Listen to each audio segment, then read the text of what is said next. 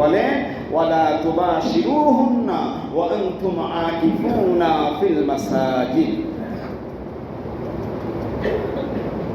আল্লাহ পাক রব্বুল আলামিন ইতিকাফের আলোচনা সূরা বাকারায় 2 নম্বর পারার 7 নম্বর পৃষ্ঠার শেষের দিকে এসে আল্লাহ পাক আলোচনা করলেন।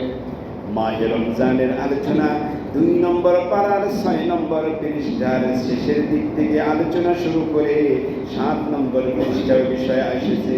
বন্ধু, আর 7 নম্বর পৃষ্ঠার শেষের দিকে এসে আল্লাহ পাক ইতিকাফের আলোচনা তুলে ধরলেন।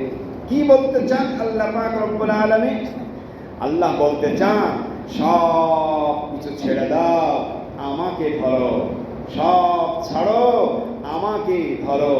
10 দিনের জন্য বিবি ছাড়ো, 10 দিনের জন্য ছেলে ছাড়ো, 10 দিনের জন্য ব্যবসা ছেড়ে দাও, 10 দিনের জন্য কৃষিকাজ ছেড়ে দাও, 10 দিনের জন্য দুনিয়ার সকল সুগুল ছেড়ে দিয়ে আমি রব আমাকে ধরো। আল্লাহ পাক সেটাই বোঝাইতে চায়, ওয়ালা তুবাশিরুহুন্না ওয়া আনতুম আকিফুনা ফিল মাসাজিদ। মাহে রমজানের শেষ দশকে তুমি ইতিকাফ করবে, মসজিদে বসবা। ইতিকাফের আগে মাহে রমজানের রোজা রেখেছো, আমি বলি নাই ঘর ছাড়তে। রোজা রেখেছো, আমি বলি নাই বিবির সাথে চলাফেরা করতে পারবে না। আমি বলি নাই এক জায়গায় শুইতে পারবে না। আমি বলি নাই একত্রে খাইতে পারবে না। রোজা রেখেছো, আমি বলি নাই সন্তানদের নিয়ে চলাফেরা করতে পারবে না। আমি কিন্তু বলি নাই মার্কেট করতে পারবে না। আমি কিন্তু বলি নাই খেলাধুলা করতে পারবে না।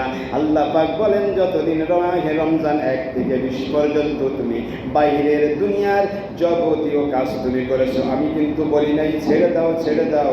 আমি কিন্তু তখন বলি নাই। কিন্তু যখন তুমি ইতিকাফের নিয়ত করে আমার ঘরে বসেছো, আল্লাহ বলেন এখন দুনিয়ার সব সুগুল ছেড়ে দাও, বিবির বিছানা ছেড়ে দাও, বিবিকে কিছু দিনের জন্য ছাড়ো। ওয়ালা তুবাশিরুহুন্না,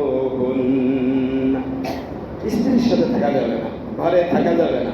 ওয়া আনতুম আকিফুনা ফিল মাসাজিদ, যে কয়দিন 10 দিন ইতিকাফে থাকবা, এই কয়দিন ঘর ছাড়তে হবে।